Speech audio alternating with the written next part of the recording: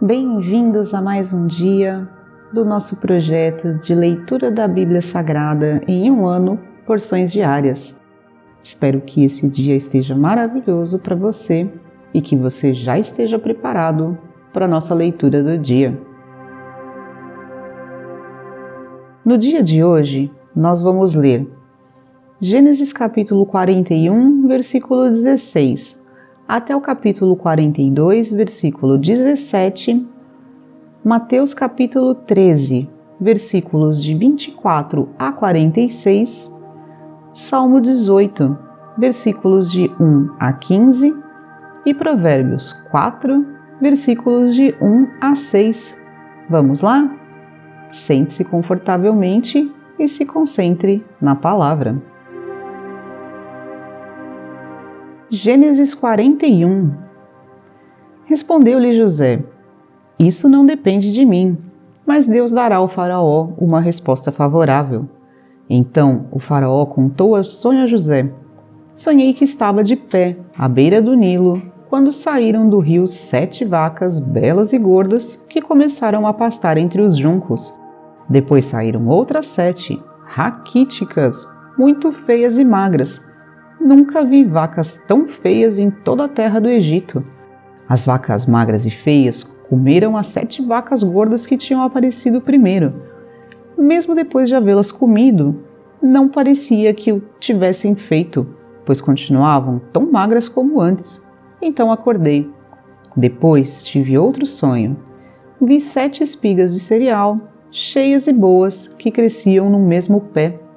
Depois delas brotaram outras 7, murchas e mirradas, ressequidas pelo vento leste. As espigas magras engoliram as 7 espigas boas. Contei isso aos magos, mas ninguém foi capaz de explicá-lo. O faraó teve um único sonho, disse-lhe José. Deus revelou ao faraó o que ele está para fazer. As 7 vacas boas são 7 anos, e as 7 espigas boas são também 7 anos. Trata-se de um único sonho. As 7 vacas magras e feias que surgiram depois das outras e as 7 espigas mirradas queimadas pelo vento leste são 7 anos. Serão 7 anos de fome. É exatamente como eu disse ao faraó. Deus mostrou ao faraó aquilo que vai fazer. 7 anos de muita fartura estão para vir sobre toda a terra do Egito, mas depois virão 7 anos de fome. Então todo o tempo de fartura será esquecido, pois a fome arruinará a terra. A fome que virá depois será tão rigorosa que o tempo de fartura não será mais lembrado na terra. O sonho veio ao faraó 2 vezes, porque a questão já foi decidida por Deus, que se apresse em realizá-la. Procure agora o faraó, um homem criterioso e sábio, e coloque-o no comando da terra do Egito. O faraó também deve estabelecer supervisores para recolher 1/5 da colheita do Egito durante os 7 anos de fartura. Eles deverão recolher o que puderem nos anos bons que virão e fazer estoques de trigo, que, sob o controle do faraó, serão armazenados nas cidades. Esse estoque servirá de reserva para os 7 anos de fome que virão sobre o Egito, para que a terra não seja arrasada pela fome. O plano pareceu bom ao faraó e a todos os seus conselheiros. Por isso o faraó lhes perguntou: Será que vamos achar alguém como este homem, em quem está o Espírito Divino? Disse, pois, o faraó a José: Uma vez que Deus lhe revelou todas essas coisas, não há ninguém tão criterioso e sábio como você. Você terá o comando do meu palácio e todo o meu povo se sujeitará às suas ordens. Somente em relação ao trono serei maior que você. E o faraó prosseguiu: Entrego a você agora o comando de toda a terra do Egito.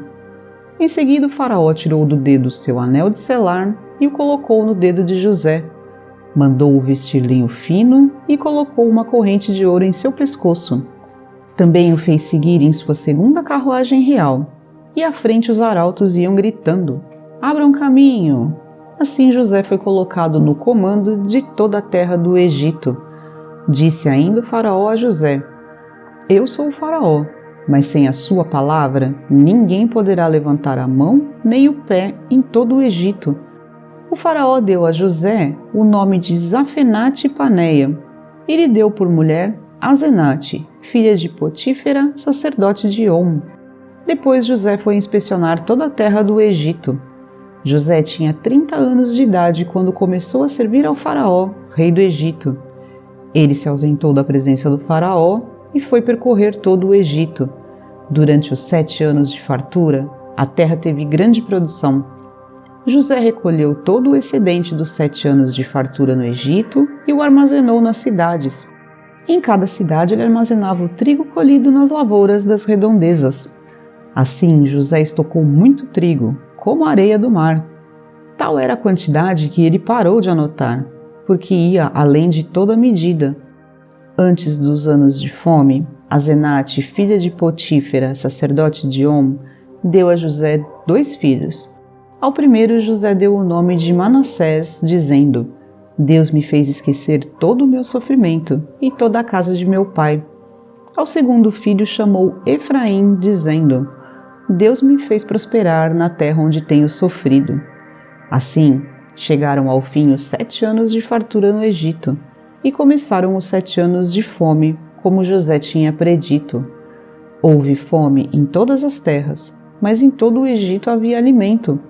Quando todo o Egito começou a sofrer com a fome, o povo clamou ao faraó por comida, e este respondeu a todos os egípcios: Dirijam-se a José e façam o que ele disser. Quando a fome já se havia espalhado por toda a terra, José mandou abrir os locais de armazenamento e começou a vender trigo aos egípcios, pois a fome se agravava por todo o Egito. E de toda a terra vinha gente ao Egito para comprar trigo de José, porquanto a fome se agravava em toda a parte. Quando Jacó soube que no Egito havia trigo, disse a seus filhos: Por que estão aí olhando uns para os outros? Disse ainda: Ouvi dizer que há trigo no Egito. Desçam até lá e comprem trigo para nós, para que possamos continuar vivos e não morramos de fome. Assim, 10 dos irmãos de José desceram ao Egito para comprar trigo. Jacó não deixou que Benjamim, irmão de José, fosse com eles, temendo que algum mal lhe acontecesse. Os filhos de Israel estavam entre outros que também foram comprar trigo, por causa da fome na terra de Canaã. José era o governador do Egito e era ele que vendia trigo a todo o povo da terra. Por isso, quando os irmãos de José chegaram, curvaram-se diante dele, rosto em terra. José reconheceu seus irmãos logo que os viu, mas agiu como se não os conhecesse, e lhes falou asperamente: De onde vocês vêm? Responderam eles: Da terra de Canaã, para comprar comida. José reconheceu seus irmãos, mas eles não o reconheceram. Lembrou-se então dos sonhos que tivera a respeito deles e lhes disse: Vocês são espiões. Vieram para ver onde a nossa terra está desprotegida. Eles responderam: Não, meu senhor. Teus servos vieram comprar comida. Todos nós somos filhos do mesmo pai. Teus servos são homens honestos e não espiões. Mas José insistiu: Não, vocês vieram ver onde a nossa terra está desprotegida. E eles disseram: Teus servos eram 12 irmãos, todos filhos do mesmo pai, na terra de Canaã. O caçula está agora em casa com o pai, e o outro já morreu. José tornou a afirmar: É como lhes falei, vocês são espiões. Vocês serão postos à prova. Juro pela vida do faraó que vocês não sairão daqui, enquanto o seu irmão caçula não vier para cá. Mandem algum de vocês buscar o seu irmão, enquanto os demais aguardam presos. Assim ficará provado se as suas palavras são verdadeiras ou não. Se não forem, juro pela vida do faraó que ficará confirmado que vocês são espiões. E os deixou presos 3 dias. Mateus 13. Jesus lhes contou outra parábola, dizendo: O reino dos céus é como um homem que semeou boa semente em seu campo. Mas enquanto todos dormiam, veio seu inimigo e semeou o joio no meio do trigo e se foi. Quando o trigo brotou e formou espigas, o joio também apareceu. Os servos do dono do campo dirigiram-se a ele e disseram: O senhor não semeou boa semente em seu campo? Então de onde veio o joio? Um inimigo fez isso, respondeu ele. Os servos lhe perguntaram: O senhor quer que vamos tirá-lo? Ele respondeu: Não, porque ao tirar o joio, vocês poderão arrancar com ele o trigo. Deixem que cresçam juntos até a colheita. Então direi aos encarregados da colheita: juntem primeiro o joio e amarrem-no em feixes para ser queimado. Depois juntem o trigo e guardem-no no meu celeiro. E contou-lhes outra parábola. O reino dos céus é como um grão de mostarda que um homem plantou em seu campo. Embora seja a menor dentre todas as sementes, quando cresce, torna-se a maior das hortaliças e se transforma numa árvore, de modo que as aves do céu vêm fazer os seus ninhos em seus ramos. E contou-lhes ainda outra parábola. O reino dos céus é como o fermento que uma mulher tomou e misturou com uma grande quantidade de farinha, e toda a massa ficou fermentada. Jesus falou todas essas coisas à multidão por parábolas. Nada lhes dizia sem usar alguma parábola, cumprindo-se assim o que fora dito pelo profeta: abrirei minha boca em parábolas, proclamarei coisas ocultas desde a criação do mundo. Então ele deixou a multidão e foi para casa. Seus discípulos aproximaram-se dele e disseram: explica-nos a parábola do joio no campo. Ele respondeu: aquele que semeou a boa semente é o Filho do Homem. O campo é o mundo, e a boa semente são os filhos do reino. O joio são os filhos do maligno, e o inimigo que o semeia é o diabo.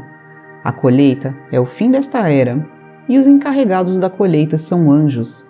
Assim como o joio é colhido e queimado no fogo, assim também acontecerá no fim desta era. O Filho do Homem enviará os seus anjos, e eles tirarão do seu reino tudo o que faz tropeçar e todos os que praticam o mal. Eles os lançarão na fornalha ardente, onde haverá choro e ranger de dentes. Então os justos brilharão como o sol no reino do seu Pai. Aquele que tem ouvidos, ouça. O reino dos céus é como um tesouro escondido num campo. Certo homem, tendo-o encontrado, escondeu-o de novo, e então, cheio de alegria, foi, vendeu tudo o que tinha e comprou aquele campo. O reino dos céus também é como um negociante que procura pérolas preciosas. Encontrando uma pérola de grande valor, foi, vendeu tudo o que tinha e a comprou. Salmo 18. Eu te amo, ó Senhor, minha força. O Senhor é a minha rocha, a minha fortaleza e o meu libertador. O meu Deus é o meu rochedo, em quem me refugio. Ele é o meu escudo e o poder que me salva, a minha torre alta. Clamo ao Senhor, que é digno de louvor, e estou salvo dos meus inimigos. As cordas da morte me enredaram, as torrentes da destruição me surpreenderam. As cordas do Sheol me envolveram, os laços da morte me alcançaram. Na minha aflição, clamei ao Senhor, gritei por socorro ao meu Deus. Do seu templo, ele ouviu a minha voz. Meu grito chegou à sua presença, aos seus ouvidos. A terra tremeu e agitou-se, e os fundamentos dos montes se abalaram. Estremeceram porque ele se irou. Das suas narinas subiu fumaça, da sua boca saíram brasas vivas e fogo consumidor. Ele abriu os céus e desceu. Nuvens escuras estavam sob os seus pés. Montou um querubim e voou, deslizando sobre as asas do vento. Fez das trevas o seu esconderijo, das nuvens escuras, cheias de água, o abrigo que o envolvia. Com o fulgor da sua presença, as nuvens se desfizeram em granizo e raios, quando dos céus trovejou o Senhor e ressoou a voz do Altíssimo. Atirou suas flechas e dispersou os inimigos, com seus raios os derrotou. O fundo do mar apareceu e os fundamentos da terra foram expostos pela tua repreensão, ó Senhor, com o forte sopro das tuas narinas. Provérbios 4. Ouçam, meus filhos, a instrução de um pai. Estejam atentos e obterão discernimento. O ensino que lhes ofereço é bom. Por isso não abandonem a minha instrução. Quando eu era menino, ainda pequeno, em companhia de meu pai, um filho muito especial para minha mãe, ele me ensinava e me dizia: apegue-se às minhas palavras de todo o coração, Obedeça aos meus mandamentos e você terá vida. Procure obter sabedoria e entendimento. Não se esqueça das minhas palavras, nem delas se afaste. Não abandone a sabedoria e ela o protegerá. Ame-a e ela cuidará de você.